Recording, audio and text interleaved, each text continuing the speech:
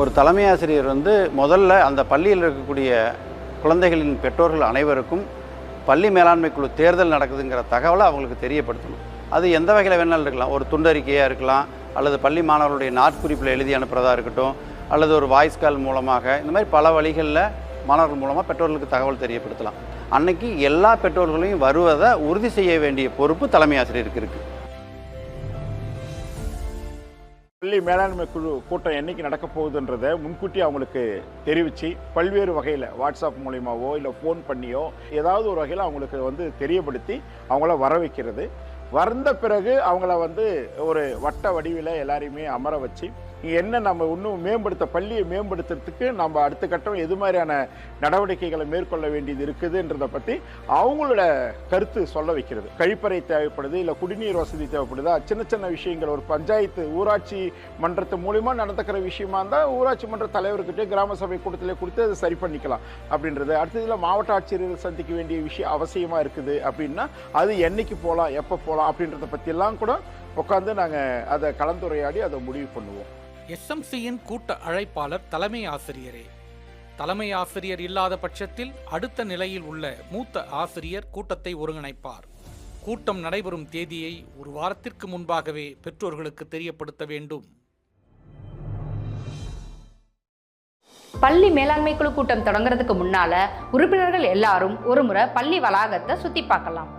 ஏன்னா பள்ளியில இருக்கிற வகுப்பறை, கழிப்பறை, விளையாட்டு மைதானம், நூலகம், குடிநீர் வசதிகள் போன்றவற்றை பார்த்த பிறகு இன்னும் என்னெல்லாம் தேவைப்படுதுன்னு தெரிஞ்சுக்கிட்டு அதை எப்படி மேம்படுத்தணும்னு கூட்டத்தில் பேசுறதுக்கும் திட்டமிடுறதுக்கும் வசதியா இருக்கும்.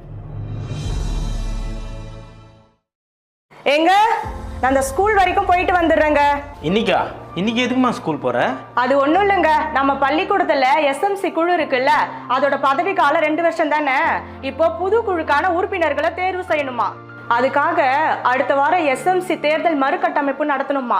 இதை பத்தி பேசுறதுக்காகவும் திட்டமிடுறதுக்காகவும் இன்னைக்கு எல்லா பெற்றோர்களுக்கான கூட்டம் வச்சிருக்காங்க. அதுக்காக தாங்க இன்னைக்கு ஸ்கூலுக்கு போறேன். அப்படியா? இது ரொம்ப முக்கியமான கூட்டமாச்சே. முன்னாடியே சொல்லியிருந்தா நானும் வந்திருப்பேன்ல. ஒரு 5 நிமிஷம் இரு, நான் கிளம்பி வந்துடுறேன். நம்ம அரசு பள்ளிக்கூடத்துல நடக்கிற எல்லா பெற்றோர்களுக்கான கூட்டத்துக்கு நாங்க ரெடி ஆயிட்டோம். அப்ப நீங்க தயாரா?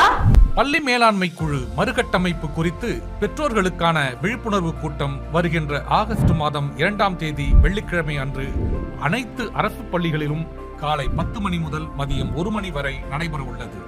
அனைவரும் வருக.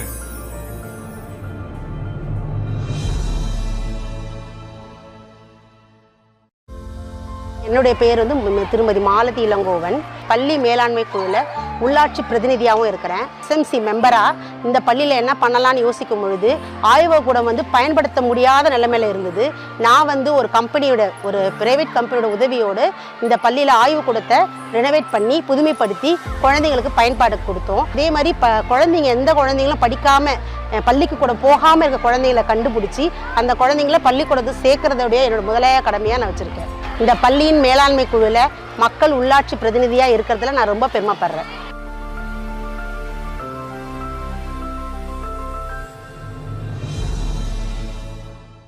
வணக்கம், என் பேர் யோகானந்தி. நான் இந்த பள்ளிக்கூடத்துல தான் பள்ளி மேலாண்மை குழு தலைவியா இருக்கேன். ஒரு பெண்ணா அது எனக்கு பெருமையாகவும் மகிழ்ச்சியாகவும் இருக்கு. பள்ளி மேலாண்மை குழுனா என்னன்னு கேக்குறீங்க? கல்வி உரிமை சட்டம் 2009 படி ஒவ்வொரு அரசு பள்ளியிலையும் அரசு பள்ளிகளை மேம்படுத்துறதுக்காக கட்டாயம் அமைக்கப்பட வேண்டிய குழுவுக்கு பேரு தான் பள்ளி மேலாண்மை குழு. பெற்றோர்கள் தங்கள் குழந்தைகள் படிக்கும் பள்ளியின் ஒட்டுமொத்த வளர்ச்சிக்கான தேவைகளை கண்டறிந்து திட்டமிட்டு பள்ளி நிர்வாகத்துடன் இணைந்து செயல்படுத்த அமைக்கப்பட்டதே பள்ளி மேலாண்மை குழு.